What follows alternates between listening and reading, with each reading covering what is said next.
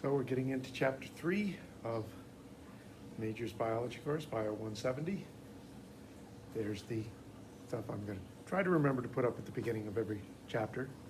So try to get a hold of me. I have discovered that the phone that's in the lab is, you can't get it not to ring.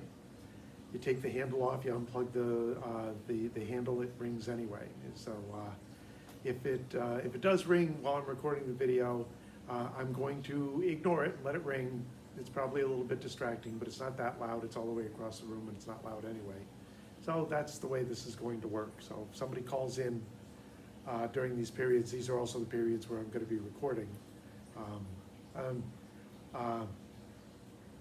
I'm depending on how far into a video I am, but I'll probably, now that I'm thinking about it, once we get into the semester, I will stop the video at that point, answer the phone, because once we're in the semester, it's not my family calling, and then I'll start the video up where we left off. But that's the rule now, is that I was going to set it up so that it would ring stick as busy when I was doing these 15, 20-minute things. But no more. So we're going into chapter 3, which is the basics of science. Something that, a couple of these things we're going to hit in both semesters.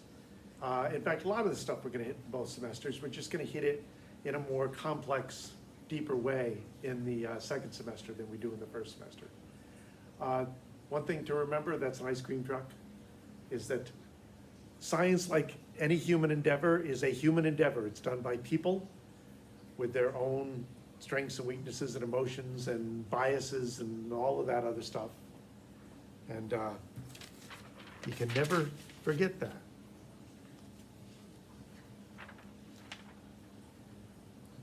This comes down to our need to explain stuff. We see stuff happen in the world and we go, well, why did that happen? You know, is it the 3-year-old going, why? Well, a good scientist never loses that. Except we're always trying to answer the question of why.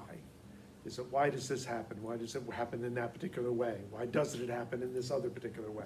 There's all sorts of why and why adjacent questions to ask.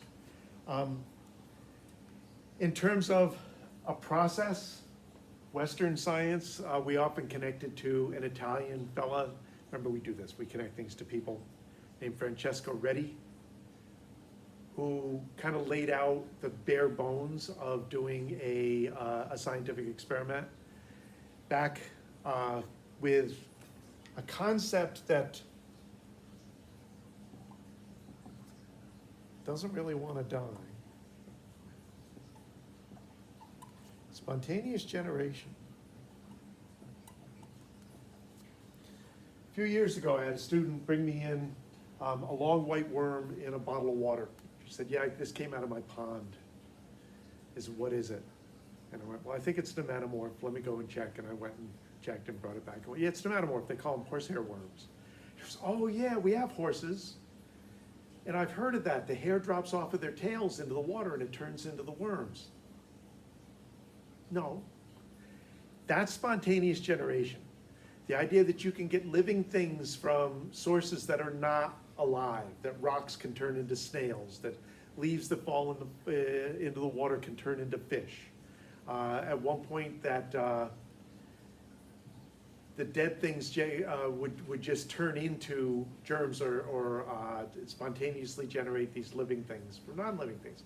Well, Redi was addressing a part of this that was accepted at his time, which was if you didn't cook the meat up right away, if the meat set out, that parts of the meat would spontaneously turn into maggots.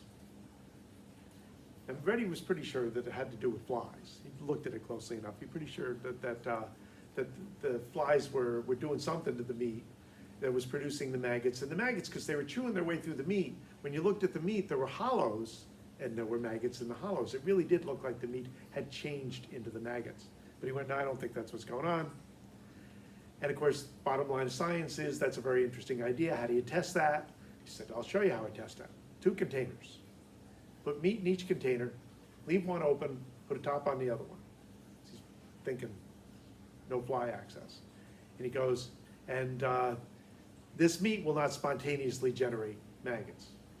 And he did the test, and he left it for a couple of weeks, and when he opened the sealed, the covered jar, sure enough, there were no maggots. And again, this is a pretty good example of how science works, because he went, look, and he went, well, of course there's no maggots. You can't turn the meat into maggots without air getting at the meat. You need air for this stuff. So he's like, people criticize your study design and go, you didn't show what you thought you were showing. And it's like, okay, well, let me tweak the design. And so he went, okay, I'm gonna take cheesecloth. See, cheesecloth, you can blow through cheesecloth, air goes through cheesecloth. And I'm gonna cover the second dish with cheesecloth. And then I'll do the comparison. And sure enough, the cheesecloth covered meat didn't generate maggots, the open meat did generate maggots. He was lucky that flies don't land on the cheesecloth and drop eggs through it, because that was a possibility. And so the idea of an experiment that shows comparisons, where you're looking for different things to happen that you can say, this is why the difference exists, it's connected to my idea. That's a very basic part of science. And during the Renaissance, some basic rules were worked out for how science is as a system. We will talk about how science works as a process, but we're going to start off by talking about how science works as a system.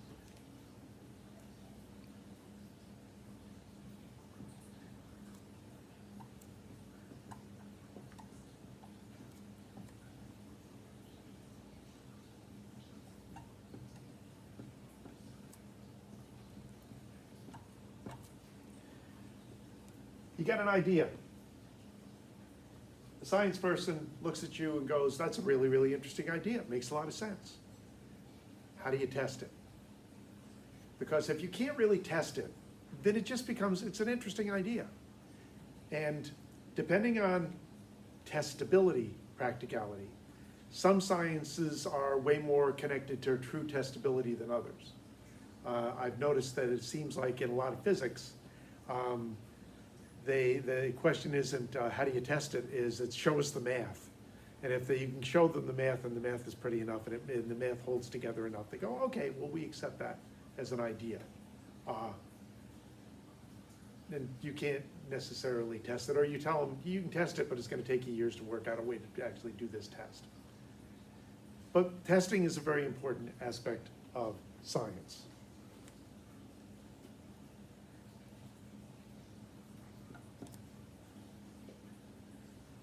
I took a course in logic. You can take a whole semester's course in logic. If you've ever taken geometry and had to write proofs, you do that a lot in a logic class.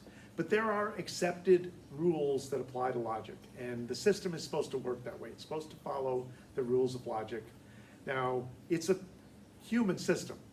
So just because something follows the rules, people do work the rules in different ways. And what's logical to me may not be logical to you, and what's logical to you may not be logical to me. And sometimes there's flaws, and sometimes it's not so obvious there are flaws. So this is, what I'm telling you is, in its best form, this is how the science as a system is supposed to work. In a real world, dealing with real people, it's always iffy.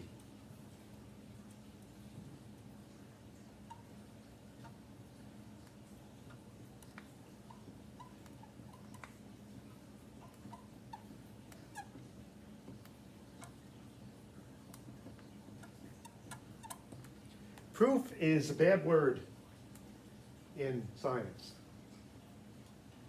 When you use the word proof, you're basically saying my test only works if my idea is true. There's no other possible explanation for how this all happened. Which, of course, when you think about it, is generally silly. Is that there's always another explanation, sometimes a better explanation, sometimes a not so better explanation. But proof implies that you've got it and it's only that. And the best you should be able to do is go, look at how much evidence I have to support my hypothesis. Best example I can give, it goes back to physics again, where Newton worked out huge numbers of tests and showed a whole bunch of ways mathematically that his theory of gravity works in the real world. Well, his theory was that gravity was an attractive force between two masses. And but eventually Einstein came along and went, well, I like your math, holds up really well, but that isn't what's really happening. It turns out that masses aren't really attracting each other so much as they're bending the space-time around each mass. The bigger the mass, the more of the bending, and so it changes the trajectory of objects. So this thing can't, if I let go of it, it doesn't just keep going parallel to this big mass below me, it's the space is curved and it just does that. To which people went, really? And he went, look at the math. And he went, oh, okay. And he did eventually say you could test that, because if a mass bends space, it not only will move mass, but it will change the vectors of energy. And if there's a solar eclipse, the stars right close to the edge of the sun, because it has to come past that big mass, are going to actually follow a curved path, and they're going to be different in a different spot than they should be. And it took like 15 years to test that. But they did eventually use that as a test, and it turns out he was right. Masses do make energy bend as well as make it look like masses are attracted to one another. But the point here is, you would have thought there was all sorts of proof for gravity as an attractive force. And then somebody comes along and goes, I love all your proof, and it kind of works for my theory as well. But here's some other stuff that my theory says will happen that yours doesn't, explain. And did Einstein prove that that's what gravity is? No. Right now is that there's a whole bunch of stuff happening on extreme cosmological distances that may indicate that gravity works differently on different scales, even though that's supposedly not what's going on. The evidence doesn't support that, but I'm not a physicist, so I don't really understand that. But that's the way the science works, is that you accumulate evidence. Now here's the weird thing, is that it isn't unusual to say that somebody's evidence disproves an idea. And we kind of let them get away with that. Here's my test, this is what should happen. Oh crap, that isn't what happened. I guess my idea is wrong. And there is a term associated with that called the null hypothesis. And in its simplest form, your idea is, here's my explanation, and the null hypothesis is, no, that's wrong. Doesn't work that way. And the odd thing to me about the null hypothesis is that a lot of people design experiments with the idea of accumulating evidence to support their hypothesis. Some people design experiments, not hypotheses, some people design experiments backwards. They're trying to support the idea, let's see if I can get evidence that I'm wrong. They're going to test the null hypothesis rather than test the working hypothesis. It's a different approach. I don't quite understand the logic of that, but I do understand that it's a valid approach. Look to see if something's wrong as evidence that the other side is right, but it just seems like an odd approach to me.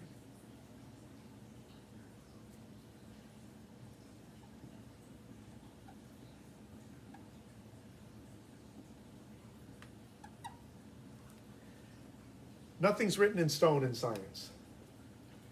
People will come along and sometimes add to the evidence for your hypothesis, sometimes come in with criticism, sometimes say, but look at what's happening over here, your hypothesis doesn't work if this is what's happening over here. Sometimes they come in and go, well, we need to tweak the idea, is that you're on the right track, but you're not quite there. Let's see if we can fiddle with it a little bit. So revisions and changes, sometimes whole revolutions, like from Newton to Einstein, occur. And for people that are outside of science, and sometimes for people inside of science, this can be very disconcerting. They go, what do you mean? Didn't you just say that like last year? Well, yeah, well, it turns out that it looks like that's wrong and we're going another way. And people go, well, why should we trust you? And you just go, well, we're following the evidence. If the evidence goes in this direction, we think it's, you know, gonna keep going in that direction, then we find that it doesn't pan out. Is that happens a lot with the testing that's going on right now with the coronavirus, where, oh, this little study indicated this, and then now this bigger study goes, no, that's not really what's happening.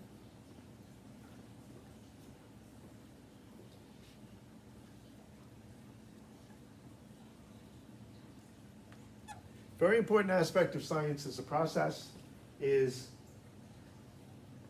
how do you work your checks and balances? How do you make sure you're on the right track, doing the right thing, that your answers make sense, that your conclusions make sense? Well, you need people who understand what you're doing, people who work in the same field, your peers. And like, I read a blog by a pharmaceutical researcher, is that, and it's got a whole bunch of people who work in the pharma commenting as well. Now, they're good at assessing a lot of the tests that are going on, a lot of the vaccine tests, a lot of the COVID treatment tests, because that's their field, is that they can look at a study and go, well, no, they really, this endpoint that they're measuring doesn't really completely make sense for what they think they're measuring. And that's what peers do, is that they either go, wow, that was really great, or no, I'm not really sure that I agree with how you're doing this. So peer review is very, very important.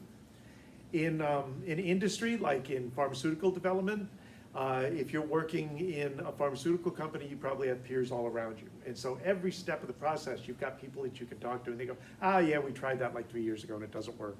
Or, oh, that's really cool. I don't think anybody's ever gone in that direction before. How do you think that's gonna hold up if this happens or that happens?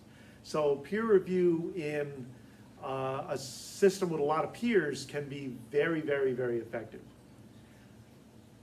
In the modern world, though, a tremendous amount of basic scientific research, not application research like developing drugs, but let's figure out what's happening in the cells in the first place, is what's called academic research. It's done at universities by professors, researchers who run a lab at a university, and they have a bunch of graduate students who do their stuff. But they don't tend to have a lot of peers around them, is that they are the only person at their university doing their particular stuff. When I did my research, I looked at, using an electron microscope, I looked at cellular structures in a particular type of worm, and my peers, I didn't have anybody around me. The guy who ran the electron microscope lab didn't look at worms. The guy who ran the parasite lab didn't do electron microscopy. So my peers were somewhat limited, and I didn't have, it was pre-internet, sort of. And typical for that is your peer review winds up being very late in the game. You do your research, you write it all up, you send it off to a journal to be published. The journal editor looks at your stuff and goes, who do I have on staff that knows this stuff? And he'll pick like 2 or 3 people and he'll send your stuff out to them, and they'll look through it and either go, oh, this is good, we should publish it, it's pretty new. Oh, no, this is there's nothing really unique here, is it doesn't really deserve to be published, in which case you should try to publish it somewhere else. Or they go, well, let me send an anonymous reply back to this researcher and ask him some questions and see if we can't clean this up. Because I got a question where they went, boy, you go to an awful lot of procedural detail on how you prep these worms for the scanning electron microscope, but this is something that people just do. But it's a back and forth, so I was able to send to this anonymous person and say, well, you probably learned that in a lab somewhere. I tried to find this out in the literature and nobody has described it anywhere. So I guess if you say I did it the way that you learned to do it, it's great. I stumbled on that working it out for myself, but I thought it was important to actually get it written up for other people who don't have peers around them to tell them how to do it. And it wound up published in the paper, so I guess he looked and went, oh yeah, the guy's right. Because I thought it was written up somewhere, but it isn't. So the peer review, and that's the thing, sometimes you do all your research and nobody wants to publish it for one reason or another. Or you have to go back and completely redo large sections of it. So peer review is kind of a bit of a handicap in academic research. It'd be nice if you had peers all along the way, but sometimes it's very, very late in the game. It's a good thing to know, since some of you may eventually go into academic research.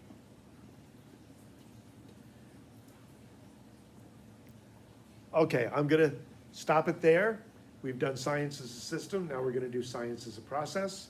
We're also gonna do science as a process in one of our labs, one of our more challenging, trickiest labs. But I think it gives you a better idea of how the whole system works in real life. But we're gonna stop this here and pick out that up later.